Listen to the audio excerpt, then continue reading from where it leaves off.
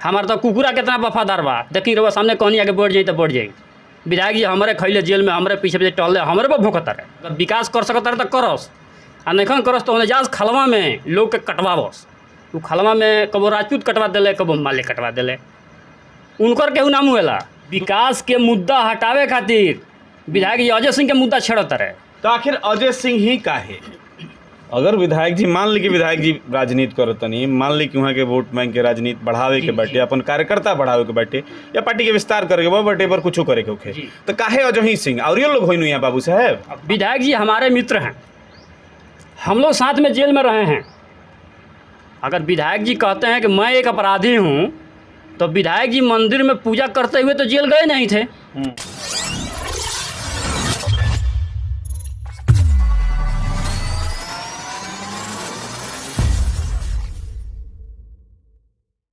नमस्कार, हम राना रुआ देख रहा बनी मैच बॉक्स। और जीरादेई क्षेत्र के अगर रुआ होखेम नु तो एगो पर्ची घूम रहल बिया। वो पर्ची अगर रुआ सोशल मीडिया पर और धरातल पर दोनों जगह देखत होगा। ये पर्ची जौन बा ई माले के तरफ से बांटल जा रहल बा या प्रचारित कइल जा रहल बा। अब इनमें का लिखल बा ई पढ़ के हम बताए तनी। ए पर ऊपरा लिखल बा कि लड़ो एक बेहतर जिंदगी के लिए, सामंत पुलिस गुंडा गठजोड़ के खिलाफ जन प्रतिवाद तेज करो। जीरादेई थाना के खिलाफ प्रदर्शन 9 अगस्त 2021 समय 12 बजे दिन में होके जा रहल बा, यानी कि काल होई।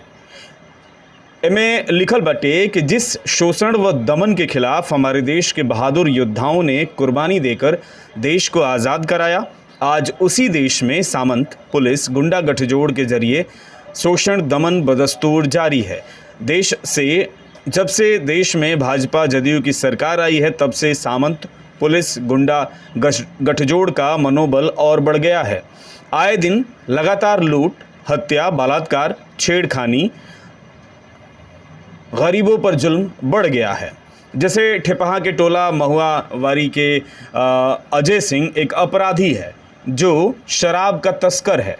उसी गांव के एक शर्मा परिवार के ज़मीन को जबरन कब्जा कर रहा था। विरोध करने पर उनके घर में घुसकर बुरी तरीके से पिटाई किया तथा उनके ऊपर पेट्रोल छिड़ककर आग लगाने का प्रयास किया। जंगला एवं दरवाज़ा को तोड़ दिया, बहुत सामान लूट लिया, जिसका लिखित शिकायत थाना में पटना तक किया गया है, थाना से लेकर पटना तक किया गया है, लेकिन पुलिस कुछ नहीं कर रही है। आज शर्मा परिवार घर छोड़कर कहीं दूसरे जगह चले गए हैं। आए दिन उस गांव के गरीबों पर दमन करना जारी है। ठेपहा के महादेवा एक टोला है जो यादव बहुल गांव है और वहीं के उगम यादव अपने गाय को चंवर में चरा रहे थे। 25 जून 2021 को अजय सिंह 4 की संख्या में आया और गाय को जबरन लेकर चला गया। उस गाय को कहीं और भेजवा दिया। इसको लेकर उगम यादव कई बार थाने पर गए, लेकिन जीरादेई थाना नोटिस नहीं ले रहा था। विधायक अमरजीत कुशवाहा के कहने पर 26 जुलाई को एफआईआर हुआ। 26 एफआईआर के बाद जीरादेई के छोटे बाबू रंजन यादव के द्वारा उगम यादव को डरा धमकाकर अपने साथ गाड़ी में बैठाकर अजय सिंह के दरवाजे पर लेकर गए। माफ़ी मांग और केस उठाने के मकसद से उनको लेके गए। इस मामले की जानकारी जब विधायक जी के पीए व शहीद कामरेड श्याम नारायण जी के बेटे विशाल यादव ने बड़ा बाबू से बोला कि अविलंब उगम यादव को उनके घर पहुंचाइए, अन्यथा ठीक नहीं होगा, तब जाकर उगम यादव को उनके घर छोड़ा गया। अब मामला जौन बाटे कुल ई बाटे कि भाई ज़मीन यहाँ के अजय सिंह के खेत में गोरू घुसा रहे, यहाँ के गोरू के पकड़ के ले आईनी आ कहीं और भेज देनी। ए पर एफआईआर होल बा। एफआईआर की कॉपी भी हमरा सामने बाटे। हालांकि मैं आरोप इहो लगावल गइल बा कि जीरादेई थाना में एफआईआर करे खातिर रेट जौन बा 3000 बाटे और सुलह समझौता करे खातिर 5000 बाटे। बहरहाल हई एफआईआर के कॉपी बा जौन में बात के जिक्र कल गइल बा कि गाय खेत में चरे गई रहे, धो के गाय ले आवल गइल, फिर दुआर पावल गइल तो कहल गइल कि साँझी कन मिल जाई, फिर साँझी कन अइले तो ना मिलल, कहले कि सुबेरे मिल जाई। सुबेरे अइले तो देखले कि गाय पिकअप पर लाद कर ले जात कहीं भेजल जात रहे। तो ई कहल गइल अजय सिंह के द्वारा कि गाय तारा दुआर पर भेजल जाई। फिर गाय ना पहुँचल तो वो FIR कैले। ई टोटल मामला में जिक्र बाटे। एमे जो नामजद कल गई बा 4 लोग के, अजय सिंह उम्र 40 वर्ष, अजय सिंह और उनके साथ रविंदर सिंह वहाँ के भाई 42 वर्ष, ओकरा बाद सुशील, रविंदर सिंह, सुमित सिंह वल्द अजय सिंह 40 वर्ष। ई 4 लोग के एमे नाम दिहल गई बा। सुशील सिंह उम्र 62 वर्ष वल्द स्वर्गीय रामजतन सिंह। ई 4 लोग के नाम बा। अगर थाना कांड संख्या अगर हम देखत तनी तो एमे कांड संख्या लिखल बा 53/21। ई 7 अगस्त 2021 के केस जौन बाटे आवेदन दिल गई 26 तारीख के, लेकिन केस जौन नोट भइल बाटे ई भइल बाटे 7 तारीख के। ए पर तमाम चीज़ लिखल बा। ओकरा बाद हमरा साथे साथे आवेदन ही हमारा दिख जाता।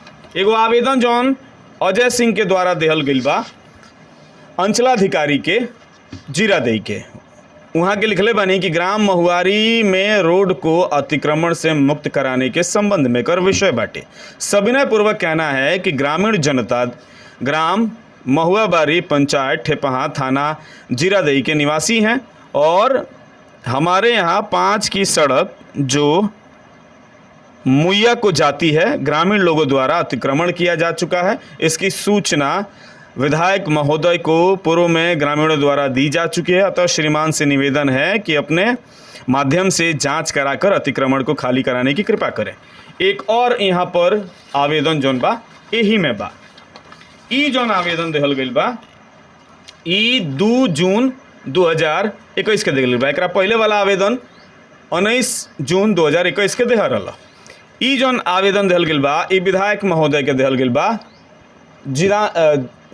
जीरादेई विधानसभा के विधायक के दिहल गई बा, जौन में ग्राम महुआरी में रोड के अतिक्रमण से मुक्त कराने के संबंध में सविनय पूर्वक कहना है कि हम ग्रामीण जनता ग्राम महुआबारी हमारे गांव की सड़क को लोगों द्वारा अतिक्रमण किया जा चुका है। अतः श्रीमान से निवेदन है कि अपने माध्यम से जांच कराते हुए अतिक्रमण को हटवाने की कृपा करें।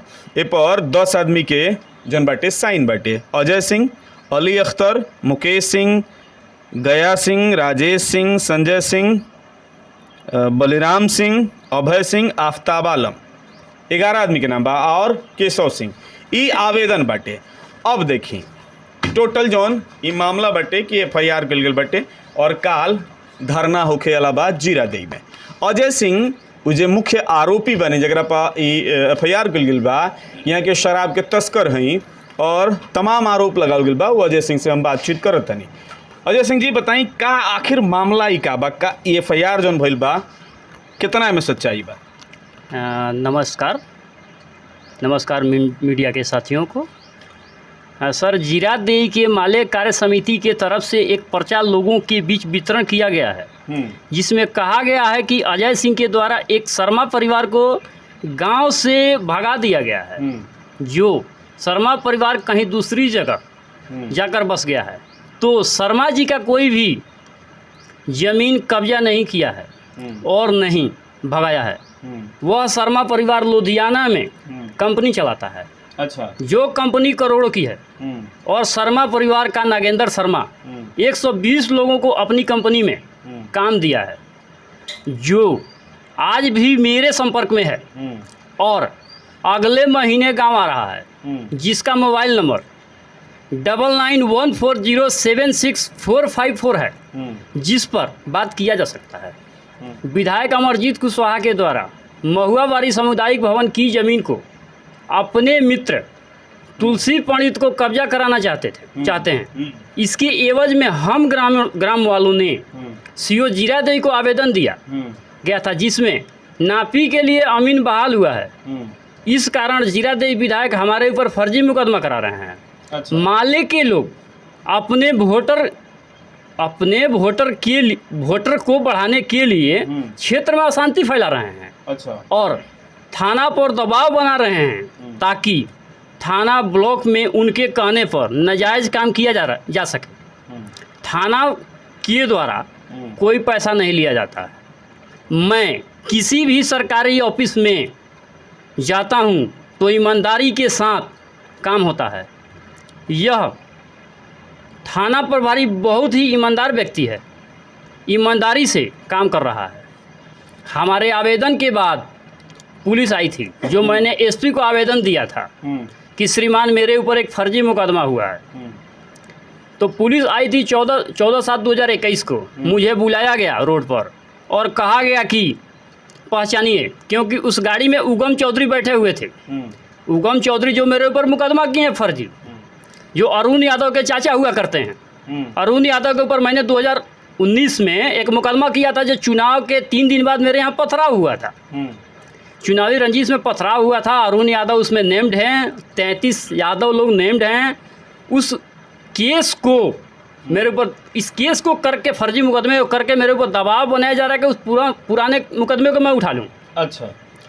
तो उगम चौधरी से पुलिस ने पूछा कि जब अजय सिंह को आप नहीं पहचानते हैं तो आपने एफआईआर क्यों किया? तो उगम चौधरी का कहना है कि देखिए, हमसे विशाल यादव ने कहा कि आप निशान दे दीजिए। तो मैंने निशान तो दे दिया, लेकिन मैंने एफआईआर किया नहीं, और मैं अजय सिंह को पहचानता नहीं हूँ, अजय सिंह के दरवाजे पे कभी आया नहीं हूँ। तो पुलिस ने सारी जानकारी लिख ली, उनसे जो भी पूछा। उसके बाद मेरा घर जो है सीसीटीवी कैमरे से सुसज्जित है। अच्छा। जो मैंने एसपी साहब को आवेदन दिया था, तो जो भी छोटा बाबू आए थे, मैं उनका नाम नहीं जानता हूँ, छोटा बाबू के द्वारा मेरे सीसीटीवी फुटेज का अवलोकन किया गया और उसमें लिखा गया। लिखने के बाद थाना यहाँ से प्रस्थान कर गई। थाना प्रस्थान कर गई तो कल मुझे भी सूचना मिला कि अजय बाबू, आपके विरोध में थाना का घेराव होना है। बीच में जब भी विधायक जी मीटिंग करते थे, मैं विधायक जी से फ़ोन पे बात करता था। विधायक जी हमारे मित्र हैं, हम लोग साथ में जेल में रहे हैं। अगर विधायक जी कहते हैं कि मैं एक अपराधी हूँ, तो विधायक जी मंदिर में पूजा करते हुए तो जेल गए नहीं थे। और विधायक जी मेरे सामने लाठी से जेल में पिटाए हैं, सिवान जेल में। इस जेल से उस जेल विधायक जी ट्रांसफ़र गए हैं। लोगों की गेहूँ वसूलते हैं, उसे जौकी की चड्डी पहनते हैं। मैं तो एक संपन्न किसान हूँ जो अपने खेत में काम करता हूँ। तो मैं अपना खेती करता हूँ, और आप शर्मा से बात कर सकते हैं, उस शर्मा से बात कर लीजिए। अभी विधायक जी का वोट बैंक कम हो रहा है, तो अपना वोट बैंक चमकाने के लिए मेरे नाम का मिसयूज कर रहे हैं। तो आखिर अजय सिंह ही का है? अगर विधायक जी, मान ली कि विधायक जी राजनीति करत नहीं, मान ली कि वहाँ के वोट बैंक के राजनीति बढ़ावे के बाटे, अपन कार्यकर्ता बढ़ावे के बाटे, या पार्टी के विस्तार करके बाटे पर कुछ करे के होखे, तो काहे अजय सिंह और ये लोग होई नहीं? बाबू साहब होई तो बाबू साहब जो संपन्न होई ओकरा के माले लोग उठावेला। हम महुआ बारी में, हम ये अपना के दावा करता नहीं कि महुआ बारी में सबसे संपन्न है बाबू साहब हम ही बनी।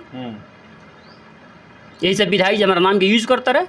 अब केहू रिक्शा चलावे लगे तो यूज करिए ना, वो इतना बुर्बक आदमी तो होंगे ना, तो हमारा नाम के इस्तेमाल करते रहे। माने कुल मिला के अगर कहल जाओ, राउर जन पक्ष बाटे वो पक्ष के अनुसार हुआ के फंसावे खातिर कइल जा रहल बा। हाँ जी।